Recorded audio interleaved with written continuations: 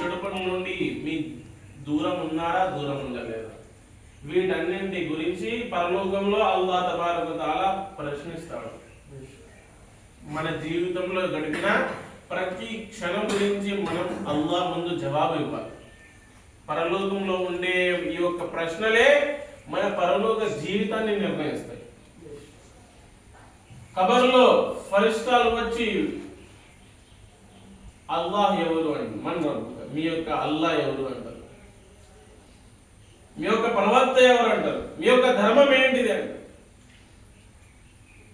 హజరత్ ఉస్మాన్ రలియల్లాహు తఆలా అన్హు గారు కూడా ఏడ్చేవాళ్ళు, సహాబాలు ఏడ్చేవాళ్ళు, దుఆ చేసేవాళ్ళు. ఖబర్ యొక్క ప్రస్తావన వచ్చినప్పుడు భయపడేవాళ్ళు. ఎందుకు అని వారిని అడిగితే వారు ఏం చెప్పారు? ఎందుకంటే పరలోకంలో మన జీవితాన్ని మన యొక్క స్వర్గంలోకి వెళ్తామా నరకంలోకి వెళ్తామని నిర్ణయించేది ఈ యొక్క ఖబర్. సమాధిలో అడిగే ప్రశ్నలే, దానికి ఇచ్చే జవాబులే మన యొక్క పరలోక జీవితాన్ని నిర్ణయిస్తాయి. ఎలాగంటే అది మొదటి మెట్టు, అది తొలి మెట్టు. అక్కడ మనం జవాబు సరిగా ఇస్తే మన రబ్బు కానీ ఫరిష్తాలు అడిగినప్పుడు నీ ప్రభువు ఎవరు, నీ ఆరాధ దేవుడు ఎవరు?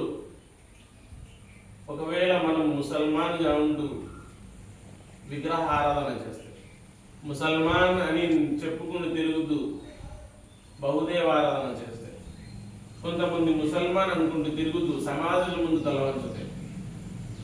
అల్లాహ్ తప్ప ఇతరులతో కూడా మా కష్టాలు దూరమైతాయి, బాధలు దూరమైతాయి, రోగులు నయమైతాయి, మాకు కష్టకాలంలో వారు పనికొస్తారు, అక్కడ బలిదానం ఇస్తే మనకు కలిసి వస్తుంది, లేకపోతే అక్కడ తలవంచితే మనకు కలిసి వస్తుంది.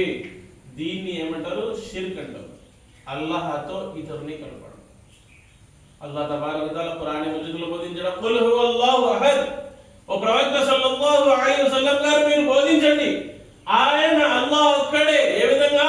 ఉనికిలో ఒక్కడు, ఆరాధనలో ఒక్కడు, గుణగణాలలో.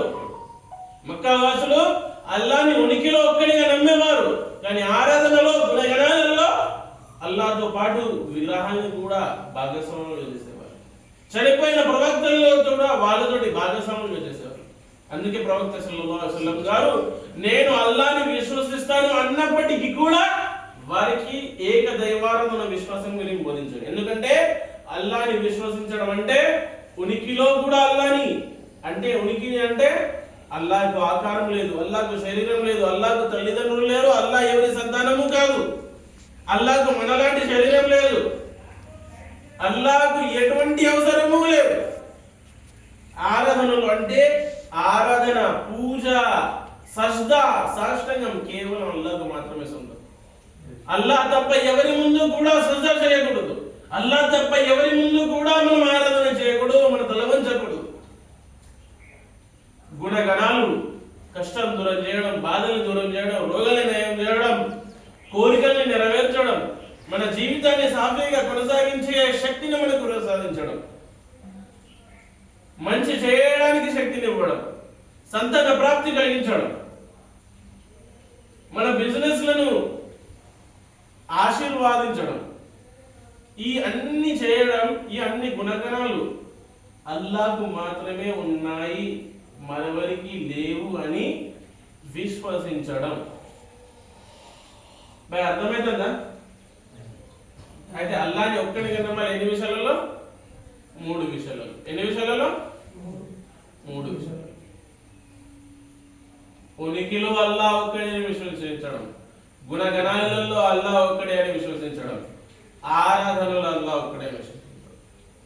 అందుకే సూరా ఇఖ్లాస్ లో అల్లాహ్ తబారక వ తఆలా బోధించాడు, ఖుల్ హువల్లాహు అహద్. ఓ ప్రవక్త సల్లల్లాహు అలైహి వసల్లం గారు మీరు ప్రజలకు బోధించండి, ఆయన అల్లాహ్ ఒక్కడే.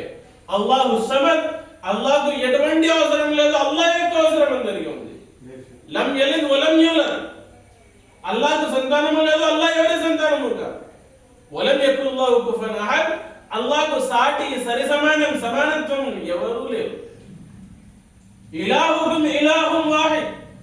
ప్రజలారా వినుకోండి, మీ యొక్క ప్రభువు ఆరాధన దేవుడు, మీ యొక్క పూజకరుడు, సాష్టాంగనికరుడు, మీకు అన్ని విధాలుగా పనికొచ్చేది అల్లాహ్ ఒక్కడే. ఇన్న షిర్క లజుల్మున్ అజీమ్, ఖచ్చితంగా నిశ్చయంగా అల్లాహ్తో ఇతన్ని సాటి కల్పించడం,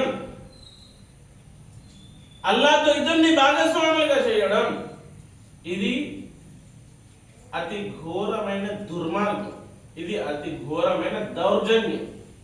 ఎవరిపైన? మన మీద మనకే. ఎవరు కూడా అల్లాహ్ని మోసం చేయగలరా? చేయగలరు.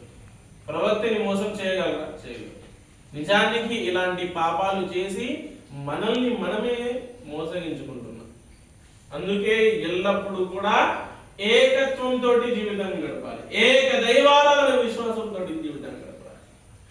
బహుదేవారాధన కానీ, విగ్రహారాధన కానీ, అల్లాహ్తో ఇతన్ని ఏ విధంగా భాగస్వాములుగా చేసినా కూడా అది మహోన్నత స్థానం, ఉన్నతమైన స్థానం, అల్లాహ్ యొక్క కీర్తిని మనం కించపరిచినట్టు. మరియు అల్లాహ్ తాలా ఖురాన్ మజీద్లో బోధించాడు ఏమని? అల్లాహ్ ఎలాంటి తప్పునైనా క్షమిస్తాడు, తౌబా చేయకుండా మరణించినా కూడా అల్లాహ్ పెద్ద పెద్ద పాపాలను కూడా క్షమించగలే దయానీయగలవాడు. కానీ అల్లాహ్తో పాటు ఇతన్ని భాగస్వామ్యం చేస్తే, అల్లాహ్ను వదిలి విగ్రహాల ముందు తల వంచితే, అల్లాహ్ను వదిలి వేరే వాళ్ళ ముందు తల వంచితే, అల్లాహ్ను వదిలి వేరే వాళ్ళని వేడుకుంటే, అల్లాహ్ను వదిలి వేరే వాళ్ళ ముందు సాష్టాంగం చేస్తే దాన్ని బహుదేవారాధన, విగ్రహారాధన, దాన్ని అరబీలో షిర్క్ అంటారు.